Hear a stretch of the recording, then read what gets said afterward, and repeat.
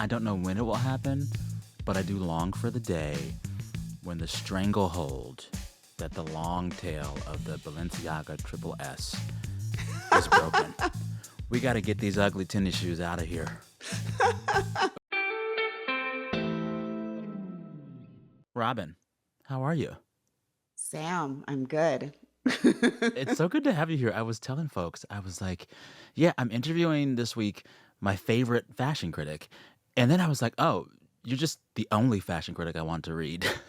It's you. Oh, well, aw, thank you. That's very Of sweet. of course, of course. I was thinking back to the first time we talked. I interviewed you maybe a decade ago or longer about the rise of athleisure in Oh my fashion. God. Well, that's kind of like a perfect like slide into my book. Yes, But which I I have right here. remember, voila, that we had a very nice chat about men's trousers Yes, and yes, the yes. And shrinkage of how them. yeah, I tried them on. We talked about it. Joggers being ascendant, jeans and khakis kind of on the downward slope, but it was all this kind of like manifestation of youth culture in what people wear, and so much of youth culture taking over fashion. Virgil Abloh was a big part of it. I don't even know how to describe this guy, so I will let you. But you wrote a book about him called Indeed. Make It Ours, Crashing the Gates of Culture with Virgil Abloh. This guy was the first black creative director of menswear for Louis Vuitton. Well, you could say just the first Black creative director for Louis Vuitton. But yes, he became the menswear director. Yeah. And he also was someone who had his foot in hip hop culture and music culture. He was a close friend and contemporary of Kanye West for a long time. Hmm. And he was a DJ too.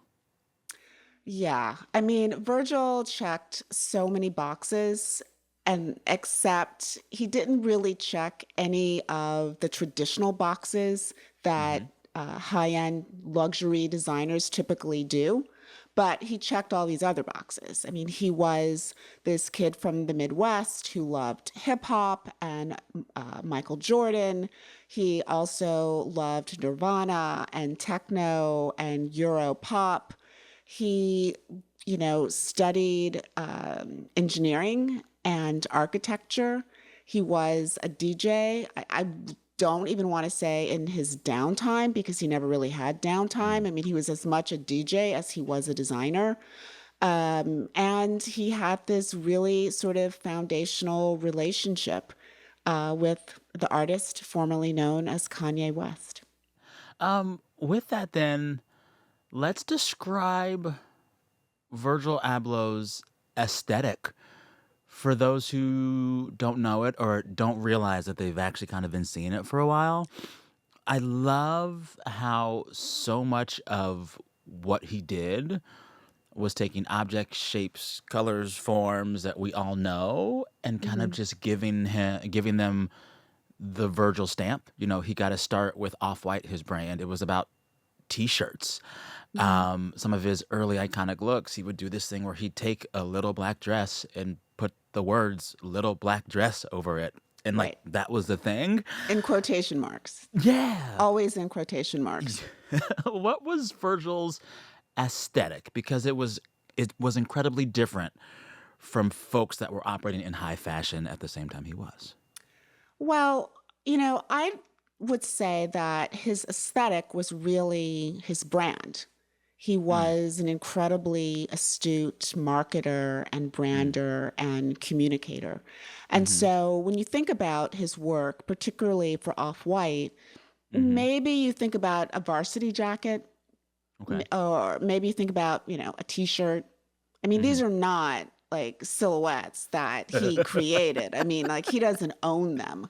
Yeah. But what you think about are the markings on those silhouettes. So you think Mm-hmm. about the words in quotation marks, sort of, the playing with irony. You think about his sneakers and the red zip ties. You Which he think of copyrighted. Just the which red he zip ties. yes, which he had a copyright on the red zip ties. You think about the hazard lines on the back of a varsity jacket. That again was something that he was really focused on, and that people could see those lines, those markings, and recognize it as something that was off-white. Mm. But a lot of those things, the hazard lines, he was really good at picking up ideas and gestures from a lot of different places, a lot of different designers, and, like a DJ, remixing them. Mm. But also as a DJ, not writing the original song in most cases. Right. Well, I always say that, a really wonderful DJs, they're not necessarily writing the lyrics or the melody, but Hmm. if they're really good, they can take all those bits and pieces and they could put it together in a way that feels new, yet also familiar, in a way Yeah. that energizes and really like gets into like the emotional fiber of a crowd Yeah. and really kind of they can bring those familiar elements to life in a way that feels even more energized. And I I love think he that. was really good at that. But it was Oh, yeah. also very controversial with other designers within the Totally. fashion industry. Yeah. When I think of him as fashion's DJ, remixing, mashing up, what distinguishes him from other DJs doing that remixing, whatever field or sector? He did his remixing accompanied by a team of attorneys. You talked about how he would copyright the smallest things, text and quotation marks, a red zip tie. He would copyright all of that and protect it uh, strongly. But he also believed that he could borrow liberally from others and should Hmm. not be punished. He advocated what he called the 3% rule. I Oh, found this yeah. so wild. What is that? Oh, yeah, the 3% principle. Well, there was this idea that he kind of half borrowed from like the fine arts universe of ready-mades and Duchamp. He loved sort of playing with that sort of idea of taking things and putting them into a different context. Hmm. But the 3% rule was that if you took something that already existed Hmm. and you altered it by 3%, you Wow. had essentially created something new. Do you believe that? And do I believe that? Yeah. No, I don't believe that because no, I do not think that's true. Okay. Okay. Go on. I mean, I think that you can take something that exists and yes, you can alter it uh, by a certain degree and remove it so far from what it used to be that yes, you have essentially Hmm. created something new. There's no, arbitrary percentage by which you need to do that. And Hmm. even if there was, 3% seems awfully low to me. Real low. Real low. But, and it got him into trouble because Yeah. he was the recipient of plenty of cease and desist orders. Huh. He was, as much as he admired the designer Raf Simons, Hmm. and talked about how much he admired him, Raf did not return the compliment. I mean, he Mm. said that Virgil was a lovely guy, but did not particularly think that Virgil was original or creative, that he was just kind of taking what other people had done Mm. and using it for his own advantage. Uh. Now, I would also, if you want to look at sort of the most positive spin on that, I mean, I think Mm. part of Virgil's message was to say that, you don't have to be this person who has gone to design school and can make a pattern from scratch and knows how to drape and knows, fashion illustration and, is an expert tailor, that you don't necessarily have to have all of those kinds of expertise Mm. in order to still be creative in the fashion universe. Yeah. Yeah. I want to I want to pace this out. But before we talk about that leap from his independent label Off-White to Louis Vuitton, can we talk about the energy around Off-White? You describe an Off-White show in the book, and it is not your typical fashion show. Help our listeners and viewers visualize what an Off-White show was about, because it wasn't giving Fashion Week Couture Runway. It was giving, you know, streetwear. It was giving hip hop. It was giving young men. It was just different. Yeah, I mean, one of the sort of most memorable Off-White shows for me was just before he was actually appointed to Vuitton, and it was a women's wear show in Hmm. Paris. Hmm.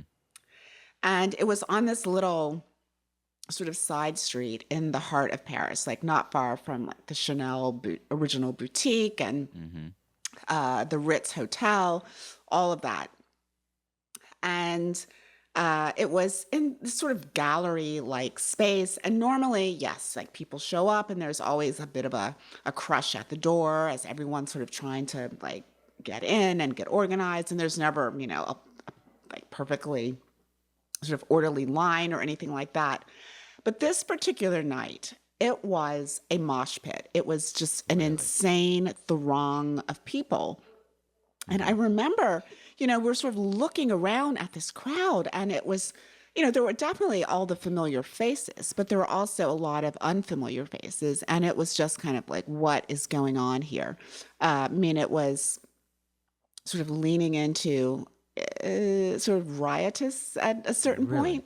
Yeah. And this was because earlier in the day, Virgil had done a sneaker event. Hmm.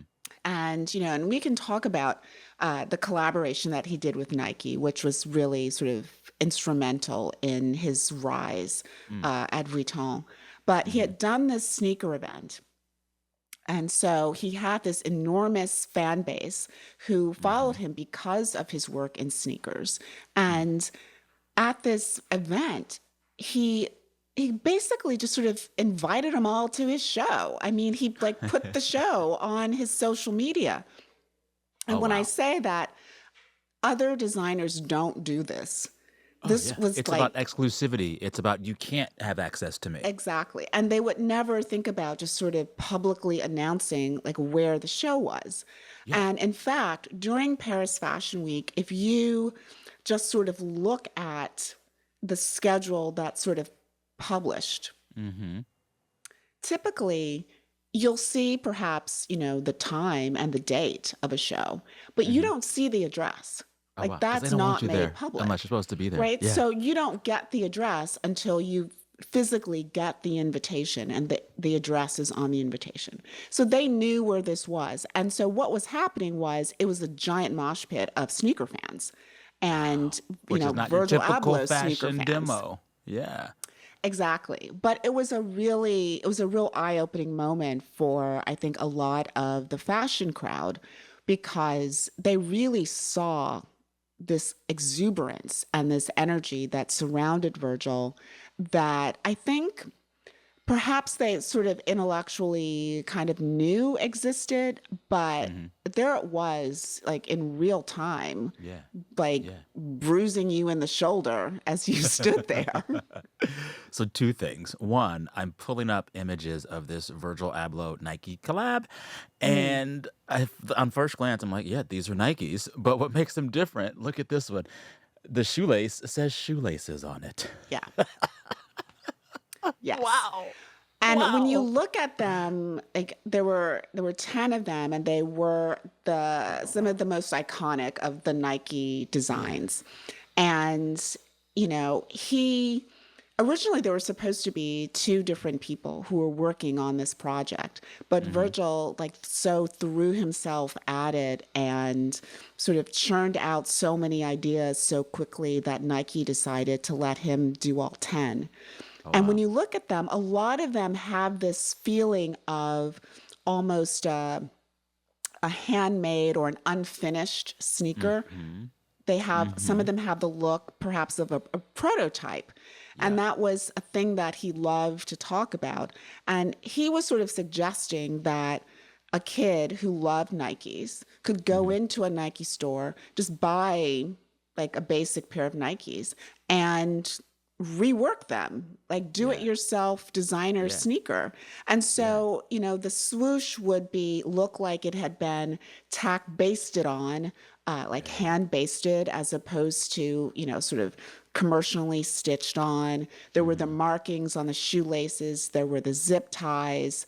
And there were also just the color story was Bright, bold colors. pretty, the colors of the sneakers themselves. He loved the prototype colors, the test colors.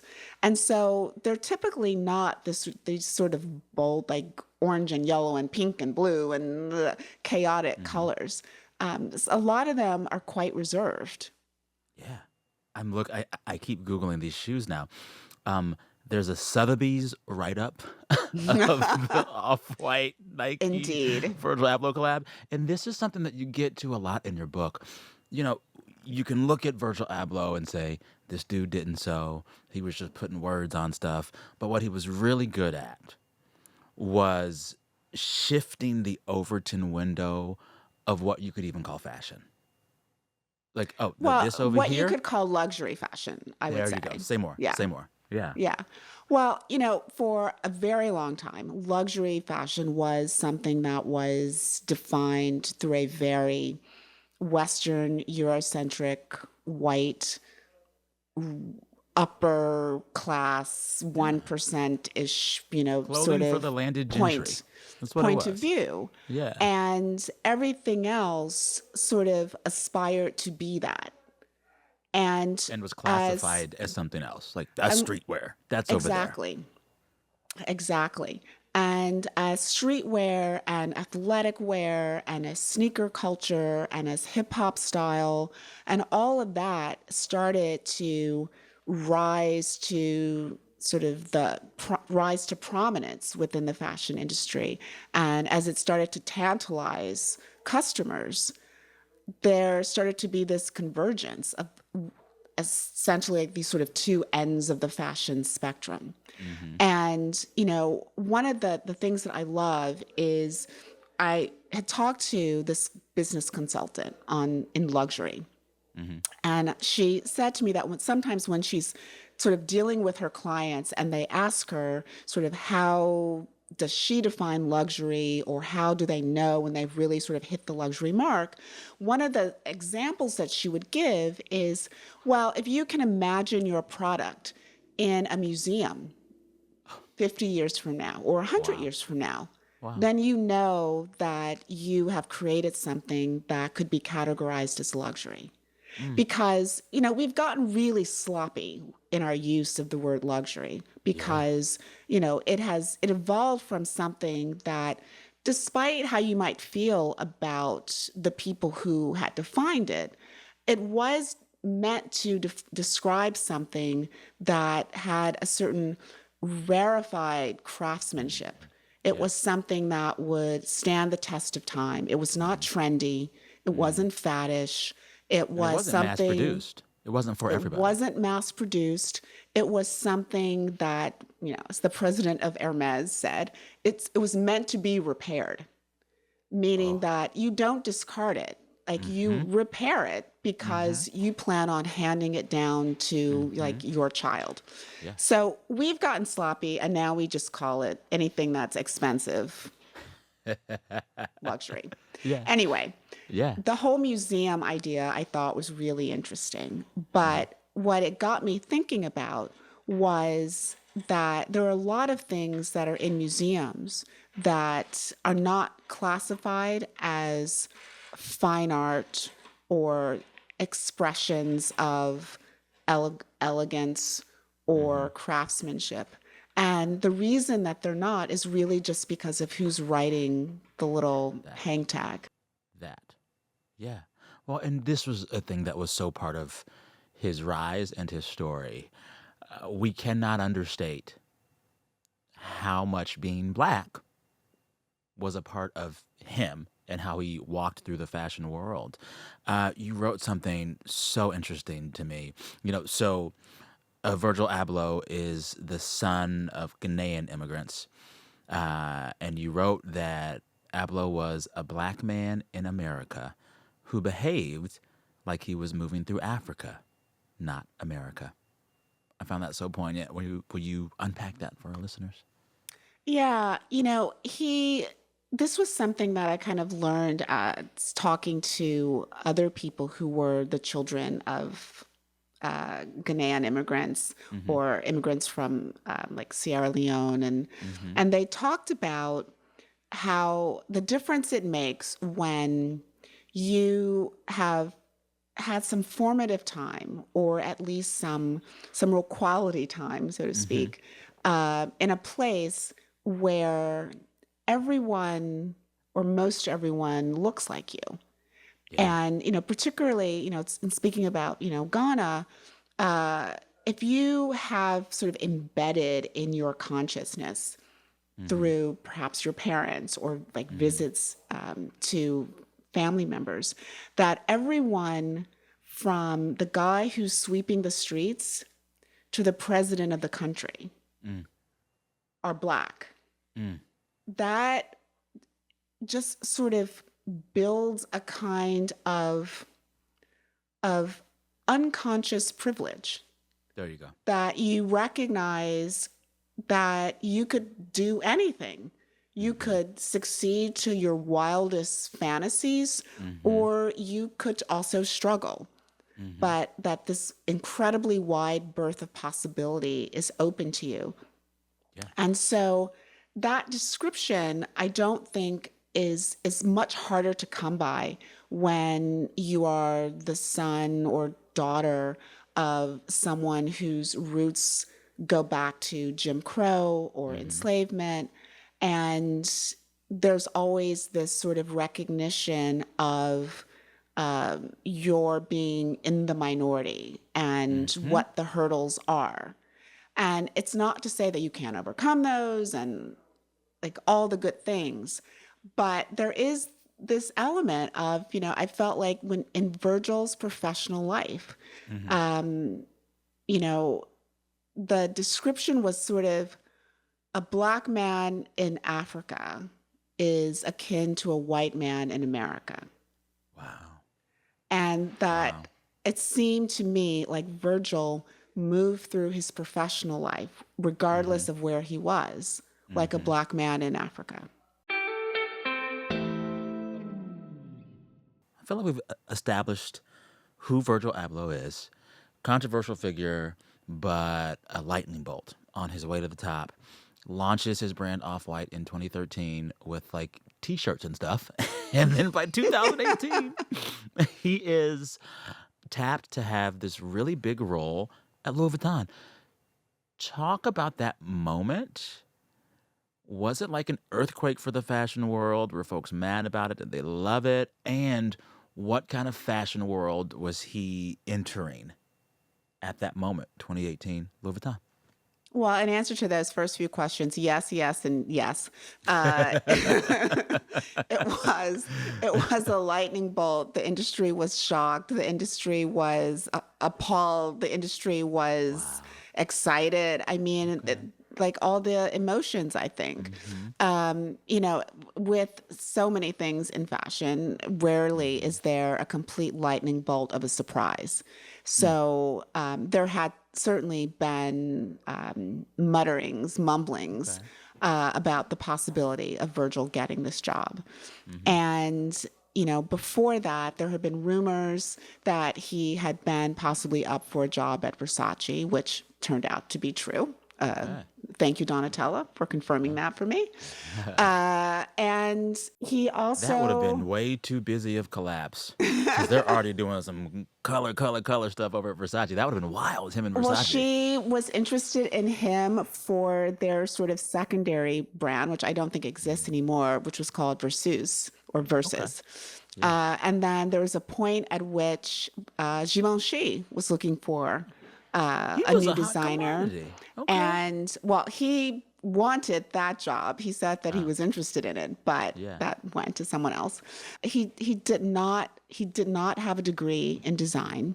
Yeah. He had not interned and apprenticed and worked in the back room of, a host of design houses. Mm-hmm. His own collection was still quite young. And Mm-hmm. frankly, as one person said, it was cute, it was fun, but like it wasn't quote unquote designed. Great gowns, beautiful gowns, as Aretha might say.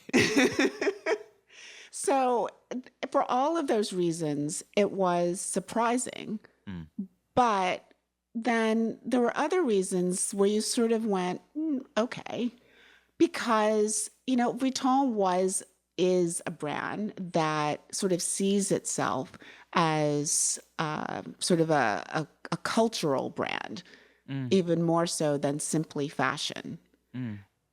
It had never had these deep, deep roots in French ready to wear and Yeah. certainly not couture. Yeah. Well, like when I I mean, think of Louis Vuitton, I think of the logo. I don't think of a exactly. classic silhouette. I don't think of like one piece of clothing. It's like, oh, the logo. You think of LVs, Mm-hmm. LVs on a bag. Yeah. And, Marc Jacobs had done a tremendous job in establishing the ready to wear there. Uh-huh. But, and Mark really brought in all of these sort of interesting fine arts people to collaborate with. And Mm-hmm. I think even furthered Vuitton's reputation as this place that sort of dabbled and participated in the world of fine art and music and all of that. So, to that degree, Virgil kind of made sense Mm-hmm. that he was someone who was connected to these other spaces. And it made sense that it was menswear because Huh. menswear had been so overtaken Mm. by streetwear Mm-hmm. and by sneaker culture. I mean, Mm-hmm. every fashion brand worth its bottom line had sneakers on the Yeah. runway. Let me tell you something. I see them all over LA. These 20 somethings who have money that comes from where I don't know are wearing like the world's ugliest Balenciaga sneakers.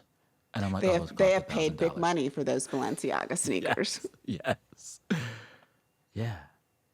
So then he's there. He gets to Louis Vuitton. He only has a few years to really make his mark because he Mhm. passes away in 2021, I 21. believe. Yeah. Mhm. In his time as creative director at Louis Vuitton, what was the look? What was the legacy? What did he make and how did you like it? I think the image that most people have sort of seared into their brain, if they have any image at all of Virgil's time at Vuitton, Mm-hmm. is, you know, is not a garment. It is from his first runway show, Mm-hmm. which had this sort of Wizard of Oz theme to it.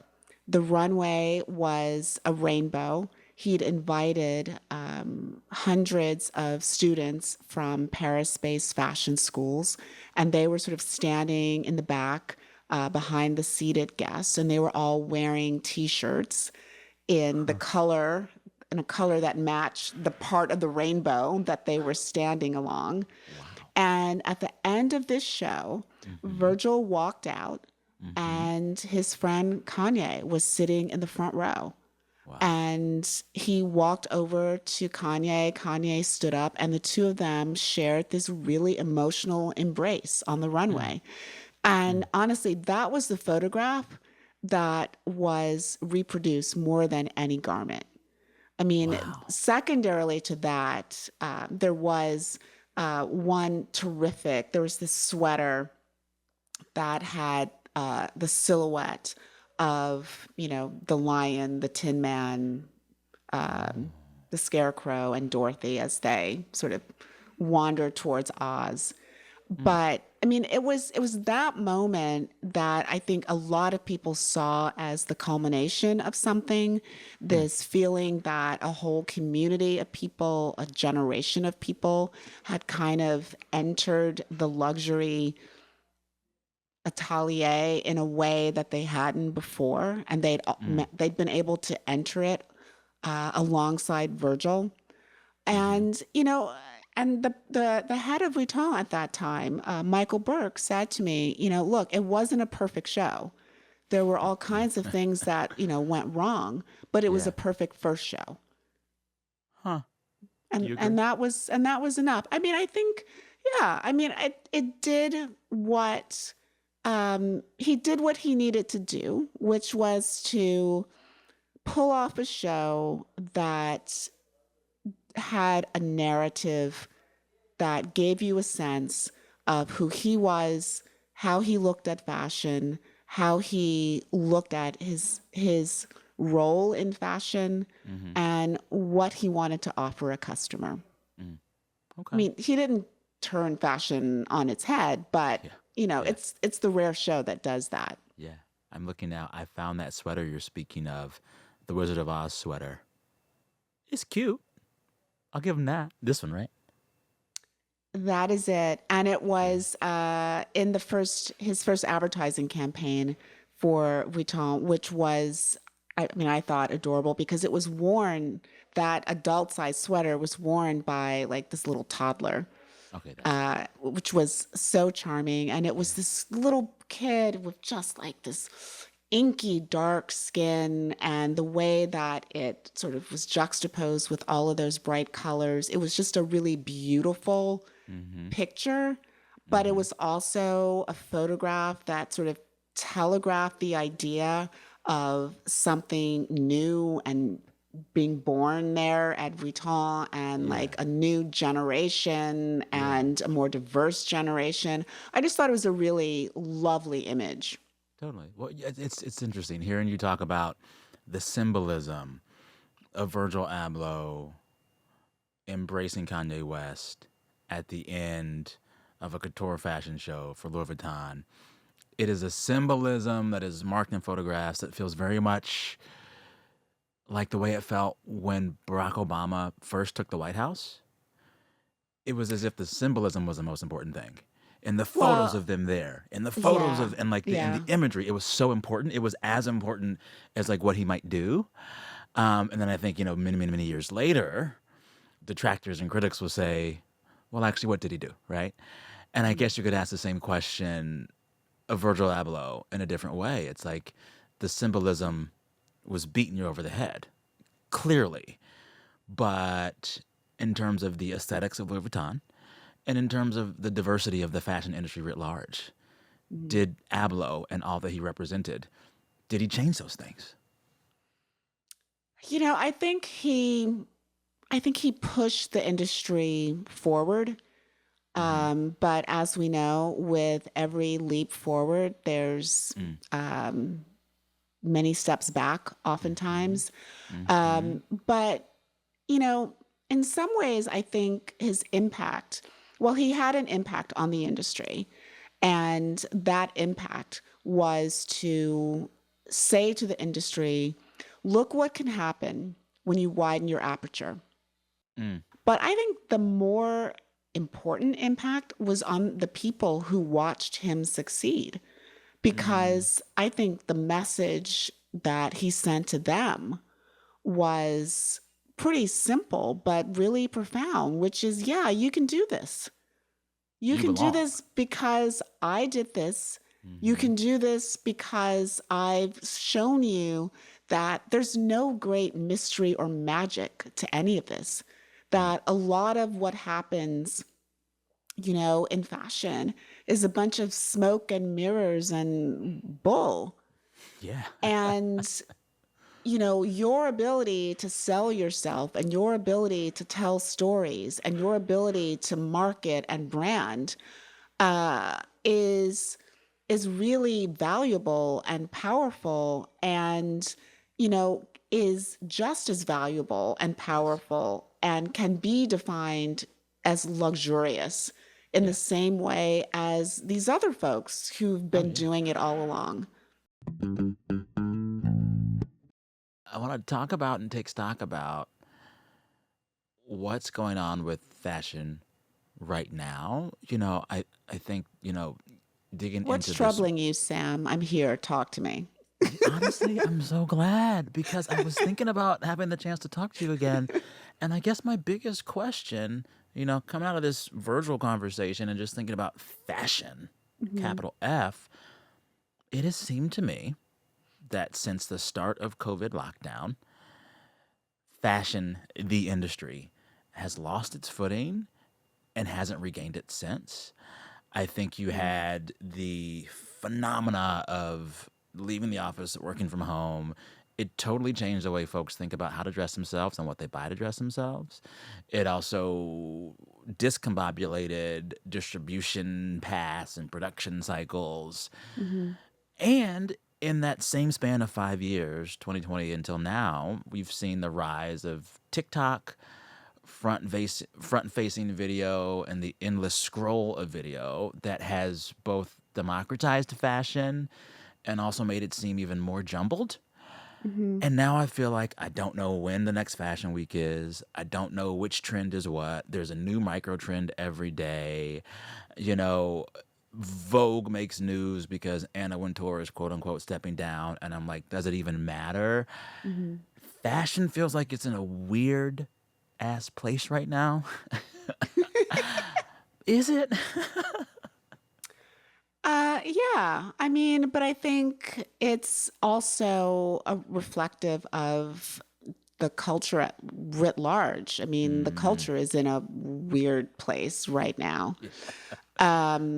There is, well, as in so many other industries, right? I Mm-hmm. mean, those sort of big institutions Mm-hmm. are under stress. Mm, And there is this sort of tension between being frustrated by those institutions, wanting to disrupt them, mm-hmm. feeling like they are too slow to evolve and change and to respond. Mm-hmm. And at the same time, they are still the institutions. Yeah. And in so many ways, everything else that is happening in response to them, Mm, either, antagonistically mm-hmm. or opportunistically. Yes. And I think in many ways that's going on with fashion. I mean, you mentioned, Anna's stepping down from from the day to day of Vogue. Mm-hmm. And does it matter? Well, Yeah. I think it does matter Mm. because of the sheer volume of conversation about, oh my gosh, she's stepping She's down. stepping And what down. does that mean? Yeah. We And what obviously does it care. It mean? obviously matters. We care. And, I always joke that no one cares about who's on the cover of Vogue until you're on the cover of Vogue and then you care. Or someone that you particularly care about is on the Mm-hmm. cover of Vogue. I mean, I look at what happened with the Met Gala and the exhibition Mm-hmm. Superfine Yeah. Which is a about the salute Black to Black Dandy. dandyism. Yeah. And as much as people talked about, Vogue not mattering as much as it once did, Mm-hmm. the reaction Mm-hmm. when Vogue did these multiple covers featuring, Coleman Domingo and Mm-hmm. ASAP Rocky Mm-hmm. and Lewis Hamilton and who am Mm-hmm. I forgetting? Pharrell. The reaction that people had seeing all of these Black designers' work Mm-hmm. celebrated at the Met and celebrated on the red carpet or on the blue carpet is just sort of a reminder that, yeah, the institutions frustrate the heck out of us, but there is still something very sort of rooting and grounding and guiding and tentpole like Yeah. about those institutions. Yeah. Well, and I think I was waiting, for Gen Z and Gen Alpha on TikTok to take the reins of fashion and declare that those old brands and institutions no longer matter. You're out. But what you see is that folks on the come up, younger folks, they want to build their brands and who they are, but ultimately what they would love is a collab with Louis Vuitton, is a collab with Versace. And so, Virgil, it seems like Virgil Abloh represents the future, not in that you'll just build a new kingdom outside of these old gatekeepers. You'll just storm the gates and get in there too. But like any Yeah. young kid who is doing fashion right now online in a social space, the cherry on the cake would be to partner with those older, more established players. Well, I think part of the chaos that you sort of feel coming from fashion is because there are all of these independent voices who Mm-hmm. are not necessarily in it to form community, but Mm, are in it to raise their profile. yes. And all props to them, Yeah, it's a hustle. You got to do it. because for sure. I think what really distinguished Virgil is that one, he described himself as someone who was not a rebel, who wasn't a flamethrower. I mean, I Mm, describe him as a centrist. And you're mm, right, like his goal was not to like burn down the house. His mm. goal was to open the door Yeah. and settle into the house and Yeah. make the house comfortable Yeah. enough that it felt like home to him. Mm, And I think what really appealed to people was that not only was he sort of wanting to create this sense of home in a mm-hmm. place that once perhaps felt very inhospitable, Mm-hmm. he wanted he didn't want to be alone in the house, right? He That. wanted to build like this whole world around him. And it Yeah. wasn't about sort of Virgil on TikTok. It was Virgil on Instagram responding to the DMs that like trickled in from, or not trickled, but like flooded in from, people who he admired Yeah. or people who Yeah. admired him. Totally. Totally. Can I ask you a totally off topic question? And this is just because, like, you're the smartest fashion thinker I know, and I need someone to help me figure this out once and for all. I am a middle aged man, just turned 41, and for the life of me, every year older I get, it is harder for me to figure out what kind of jeans to wear. We're not doing skinny anymore, but the kids are doing wide legs, but I think I'm too old for that. What jeans should I wear? And why is it why is it so hard for people my age to figure out what jeans to wear these days? What's happening? Okay, so here's my thinking about jeans. Okay.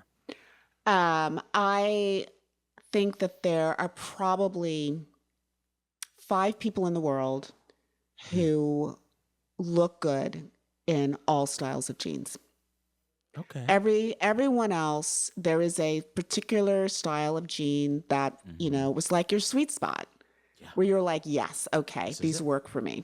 Mm-hmm. And at the moment, fashion is so siloed Mm. that I think you should wear the jeans that look the best on you, because Mm. then you will find your tribe. Okay. All right.